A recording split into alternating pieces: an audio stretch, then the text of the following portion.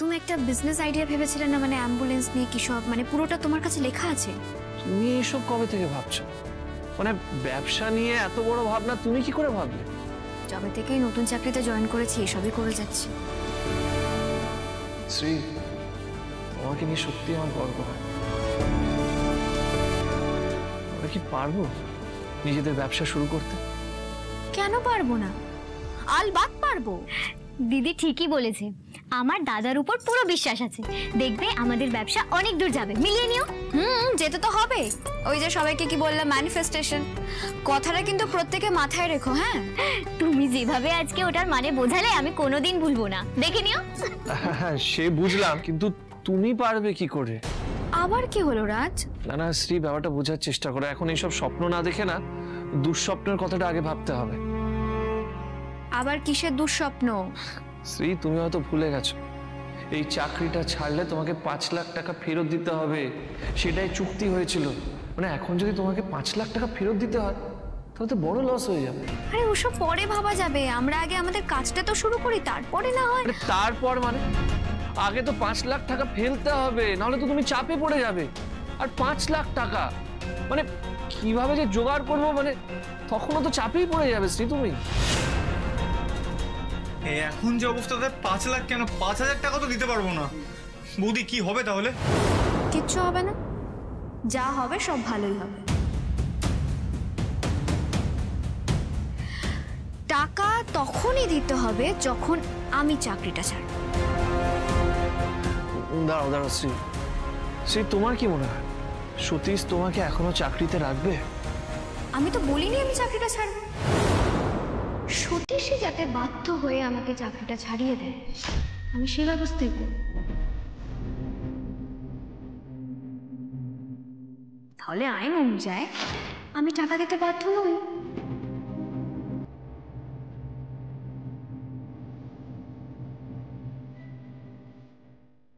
বাহ দিদি, কি হেভি আইডিয়া দিলে গো তুমি। আমি জানতাম দিদি কোনো না কোনো উপায় বের করবেই করবে। শ্রী, একটা সত্যি কথা বলি, আমার কিন্তু একটু ভয়ও লাগছে। যা করা একটু সাবধানে করো প্লিজ। হ্যাঁ বৌদি, ওই সতীশ লোকটা কিন্তু মোটে ভালো না। বাবা এত বেশি ভেবো না তো, আমি আজ একবার অফিসে যাব। আর আজ তোমাকে যা যা বললাম সেগুলো করো। শ্রী, তুমি আবার আজকে অফিসে যাবে? আবার ওই লোকটার কাছে? দেখো অফিসে তো আমাকে যেতেই হবে। আমি যদি এভাবে ঘরে বসে থাকি তাহলে সতীশ চ্যাটার্জি কিছুতেই আমাকে চাকরি থেকে ছাড়াবেন না।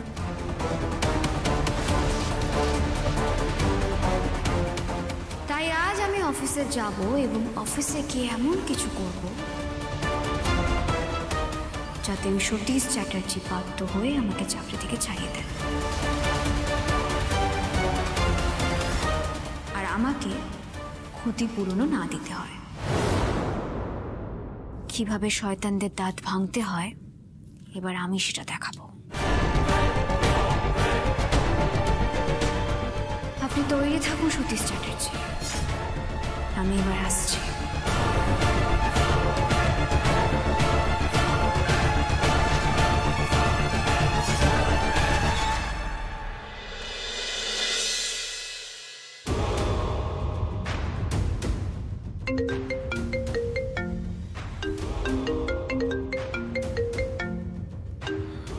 হ্যাঁ বলুন।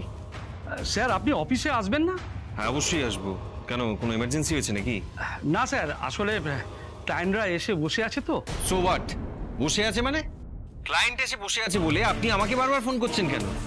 না স্যার, মানে ওনারা অনেকক্ষণ ধরে বসে আছেন, আর এটা আমাদের কোম্পানির জন্য কত বড় একটা বিষয় বুঝতেই পারছেন, সেই জন্যই আপনাকে নক করলাম। তো আপনি করছেনটা কি?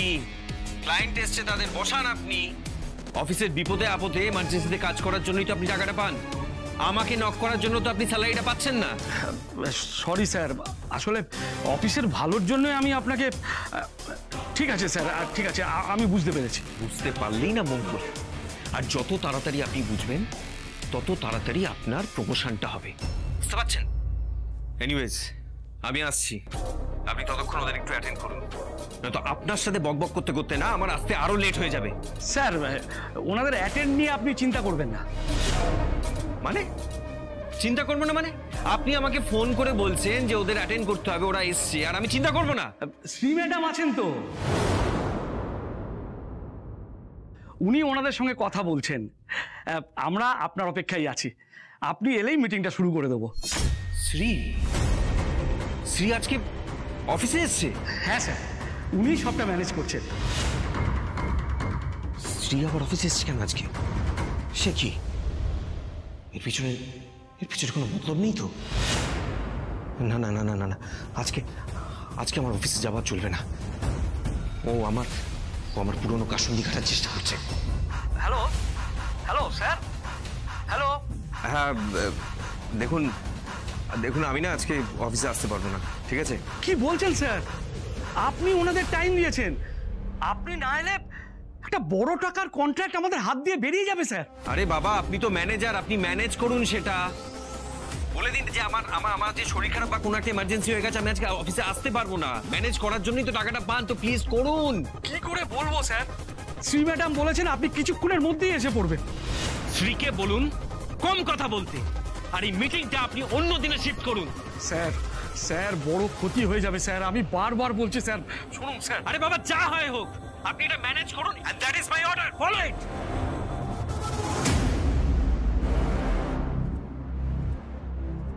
শ্রী আরো কি যে চাইছে আমি সেটা জানি না, কিন্তু ওর মাথায় যে অন্য একটা প্ল্যান চলছে সেটাই আমি একদম শিওর। ওয়াও, গ্রেট, দারুণ একটা আইডিয়া স্যার। আমার দারুণ লেগেছে আইডিয়াটা শুনে। ইনফ্যাক্ট আমার মনে হয় এই আইডিয়ার সঙ্গে যদি আমরা একসাথে কাজ করি তাহলে একসাথে গ্রো করতে পারবো। আমি কিন্তু ভীষণ আনন্দ পেয়েছি আপনাদের সঙ্গে কাজ করে, আর সতীশও ভীষণ হ্যাপি হবেন। হ্যাঁ, আমাদেরও আপনার সঙ্গে মিট করে খুব ভালোই লাগলো, কিন্তু হ্যাপি হওয়ার মতো তো কিছু খুঁজে পেলাম না ম্যাডাম। সতীশবাবু তো এখনো এসেই পৌঁছালো না। অ্যাকচুয়ালি স্যার, সতীশ একজন ক্লায়েন্টকে মিট করতে গেছেন, তাই আমাকে বলেছিলেন। মানে উনি তো সেটা আগে বলতে পারতেন, আমরা মিটিংটা না হয় পরে প্ল্যান করতে পারতাম। ভুল বুঝছেন স্যার, আসলে সতীশ আমাকে বলে গেছিলেন যে একটা ইমার্জেন্সি পারপাসে ওনার আসতে একটু দেরি হবে। I am so sorry sir, আপনাদেরকে এতক্ষণ ওয়েট করতে হচ্ছে। একটু ওয়েট করুন, উনি চলে আসবেন। সরি স্যার, মানে সতীশ স্যার জানালেন যে উনি আজ আসতে পারবেন না। না মানে ওনার শরীরটা খারাপ, মানে উনি বাড়িতেই আছেন। শরীর ভালো নেই, বাড়িতে আছে মানে? ও তাই নাকি? সতীশের শরীর ভালো নয়, বাড়িতে? ও তাহলে শরীর খারাপ, বাড়িতেই আছেন। শরীর খারাপ, লাস্ট মোমেন্টে হয়েছে। কি ব্যাপার বলুন তো? আপনি একটু আগে বললেন যে উনি অন্য ক্লায়েন্ট মিট করতে গেছেন, আর উনি এসে বলছেন যে ওনার শরীর খারাপ। আপনি চাইছেনটা কি? আমরা তো কিছু বুঝতে পারছি না। না স্যার, আসলে সতীশ যখন বলছেন তখন তাই। না আমরা বুঝতে পারছি, আমাদের কাজটা করার কোনো উৎসাহ নেই ওনার, সেটা ক্লিয়ারলি বলতে পারেন। এভাবে স্যার, এটা আপনি কি বলছেন? সবার সাথে কাজ করতে আমরা এক্সাইটেড, আমরা কাজ করতে চাই। ইনফ্যাক্ট আমরা সবার সাথে কাজ করছি। সবার কাজ মানে? আর কাদের কাজ করছেন আপনারা? ওই যে রুমটা ব্রাদার্স অ্যান্ড কোম্পানি,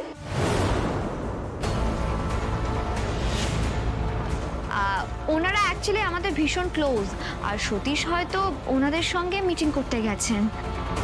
ইয়ার কি করছেন আপনি? রুমটা আমাদের রাইভাল কোম্পানি, আমাদের শত্রু। আপনারা আমাদের কাজও করবেন, আবার ওনাদের কাজও করবেন। না উনি ভুল বলছেন, উনি সবটা জানেন না। আমার সঙ্গে এক্ষুনি সতীশ স্যারের ফোনে কথা হয়েছে, উনি বাড়িতেই আছেন।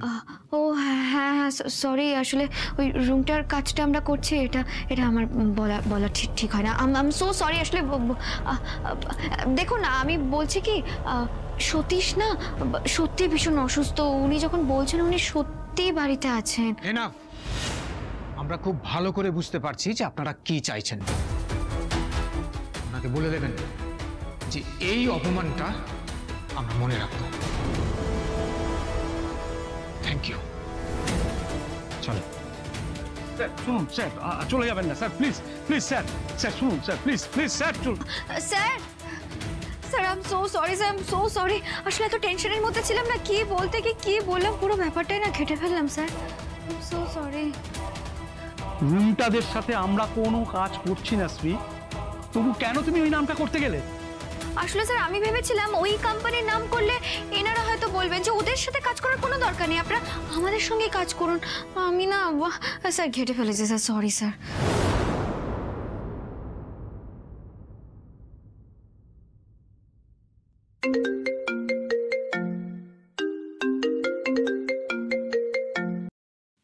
বলুন স্যার, খুব বাজে একটা ব্যাপার ঘটে গেছে।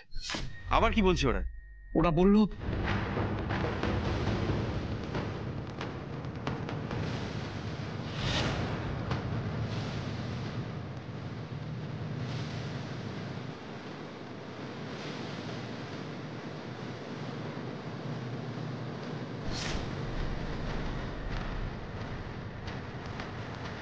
সব বুঝতে পারছি, এগুলো সব স্ট্রিট চালাকি, সব কিছু প্ল্যান করে করছে।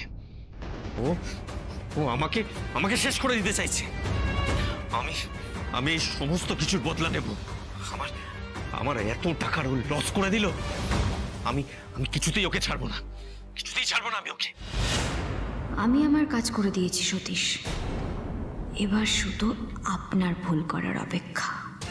স্যার আপনি নিজে একটা ওই ক্লায়েন্টকে ফোন করুন, না হলে স্যার সব হাতের বাইরে চলে যাবে। আপনি সবার আগে একটা কাজ করুন, শ্রীকে ইমিডিয়েটলি অফিস থেকে বের করে দিন। বলে দিন ওকে আমি এক্ষুনি ওকে ফায়ার করলাম। একদম ঠিক বলেছেন স্যার, যা হয়েছে শ্রীয়ের জন্যই হয়েছে।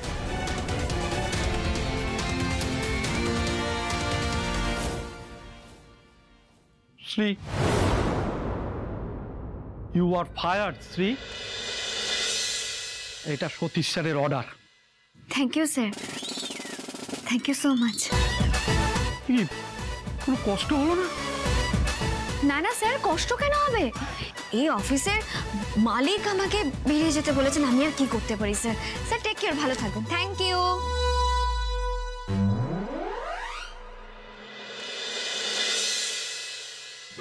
আর শুধু তাই নয় বাবা, ম্যানেজারের মুখটা না একেবারে দেখার মতো ছিল। আসলে উনি কি ভেবেছিলেন বলো তো? উনি ভেবেছিলেন উনি আমাকে ফিরিয়ে দেওয়ার পর, বের করে দেওয়ার পর আমি ওনার কাছে ভিক্ষে চাই। যেই মাত্র উনি দেখলেন না এ তো অন্য সুরে গান গাইছে, উনি তো একেবারে হা হয়ে গেছিলেন। সত্যি বৌদি, তুমি যেভাবে বললে না, আমার তো শুনেই হাসি পাচ্ছে। এই শুধু ম্যানেজারই নয় কিন্তু, ক্লায়েন্টরা এমন ভাবে ঘোল খাইয়েছে না, একেবারে কনফিউজ। মানে ক্লায়েন্টরা ভাবছে যে সতীশের এক্স্যাক্টলি কি হয়েছে, শরীর খারাপ নাকি মিটিং এ রয়েছে।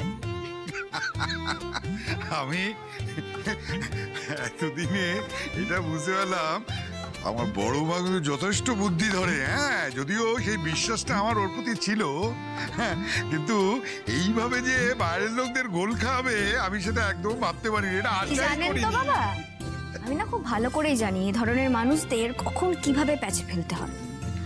শুধু হ্যাঁ মাঝে মধ্যে একটু দেরি করে ফেলে ঠিকই, আসলে আমি সঠিক সময়ের অপেক্ষা করি, সময় বুঝে তারপরেই তো ব্যাট ঘোরাতে হয়, তাই না?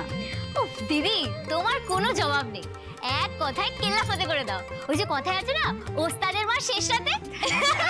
বলছিলাম কার বউ সেটা দেখতে হবে না, মানে আমার চয়েসটা তো আর খারাপ না বল। প্রথমবার যখন তোমাকে দেখেছিলাম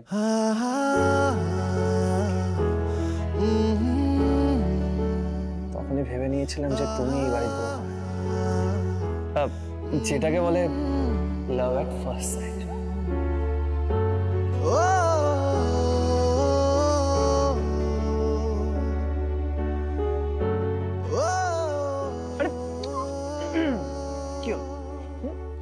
কি হলোটা কি?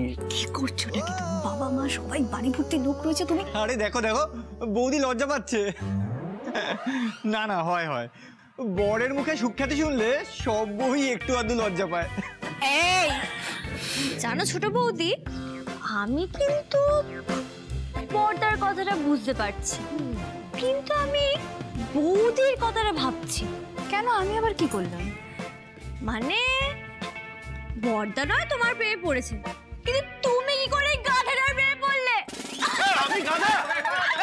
আমি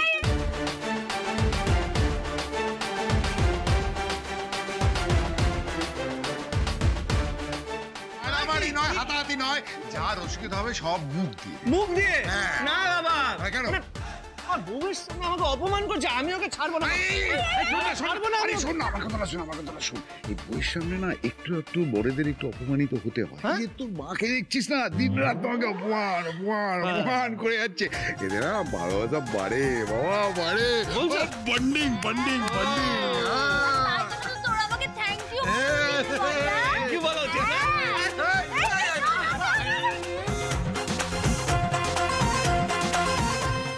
বসো, এখানে শান্ত হয়ে বসো। যাই বলো বড় বৌমা, তোমাদের অফিসের এই কাণ্ড কারখানাগুলো শুনে না আমি তো খুব খুশি হয়েছি। তোমার বুদ্ধির জবাব নেই। একে বুদ্ধি বলে না, কুবুদ্ধি বলে। আর তোমার লজ্জা করে না? তুমি বড় হয়ে এইসব বুদ্ধি দিচ্ছ ওদের। ও ছোট বৌমা, এই ছিল তো বসন্তকাল, হঠাৎ হয়ে গেল মলমাস। আরে ঋতু পরিবর্তনের কারণটা কি আমি তো বুঝতে পারছি না। হ্যাঁ, বুঝতে তো পারবে না, কিন্তু ঘরে লক্ষ্মী টানাটানি শুরু হয়েছে। চাল ডাল তেল নুন কিচ্ছু নেই, মাছ মাংস তো দূরের কথা, একটু মশলাপাতি সেটা পর্যন্ত নেই।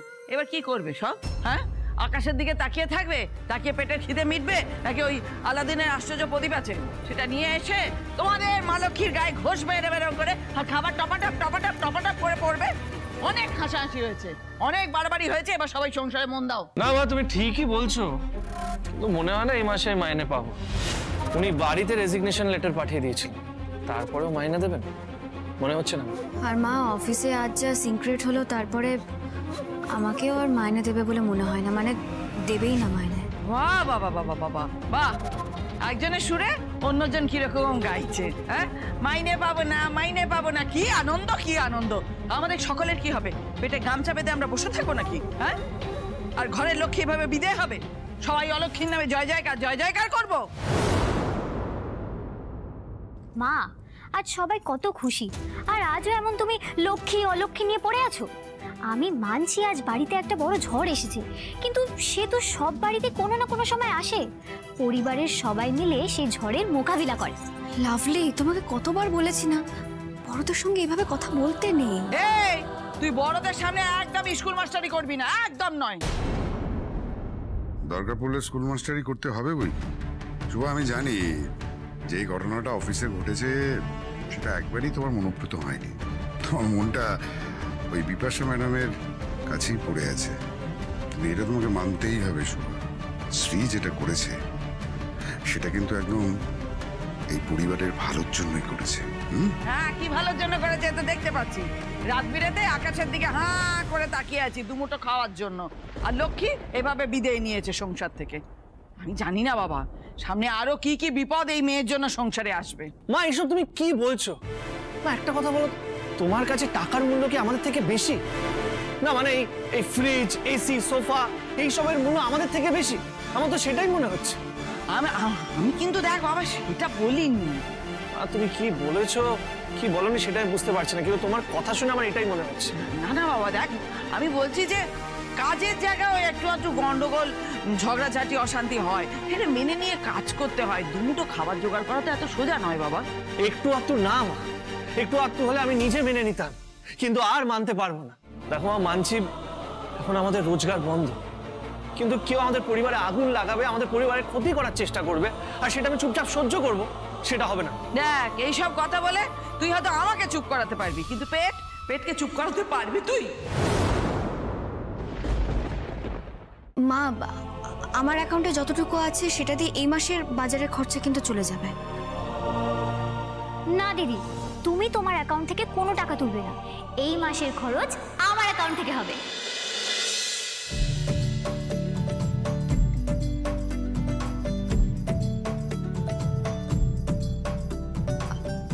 লাভলি, তুমি চালাবে? বাবা, তোর অ্যাকাউন্ট থেকে হবে? হ্যাঁ, খরচা তাহলেই হয়ে গেছে। কেন মা, আমি নতুন বউ বলে কি আমি এই সংসারের খরচ চালাতে পারবো না? টাকা কোথা থেকে পাবি তুই? হ্যাঁ, বাড়ির বাইরে কি টাকার গাছ লাগিয়েছিস যে ঝরঝর করে ঝাড়া দিলে টাকা পড়বে? আরে তুমি তো জানো মা, আমি রিল বানাই, আর সেই রিল বানিয়ে আমি ভালো টাকা রোজগার করি। এতদিন আমি যা রোজগার করেছি সেগুলো সব আমি আমার অ্যাকাউন্টে জমিয়ে রেখেছি। খুব অল্প টাকাই খরচ করেছি অ্যাকাউন্ট থেকে। কি ওই এ বানিয়ে ওইসব কি বানিয়ে বললি? আরে মা রিল রিল। ও রিলিং রিলিং, ওই বানিয়ে অনেক পয়সা করেছি। ব্যাস আবার সে আগের ফর্মে চলে এলো শুভা। কবে যে নিজেকে শুধরাবে কে জানে। কি ভালো, কি বল বল বল, এগুলোতে টাকা আসে? অনেক দিন ধরে রিলিং করছিস, তার মানে অনেক টাকা জমেছে। হ্যাঁ মানে তোমার সংসারে যতটুকু লাগবে ততটুকু জমিয়েছি বলতে পারো। এইসব রিলিং করে টোরে টাকা পয়সা পাওয়া যায়?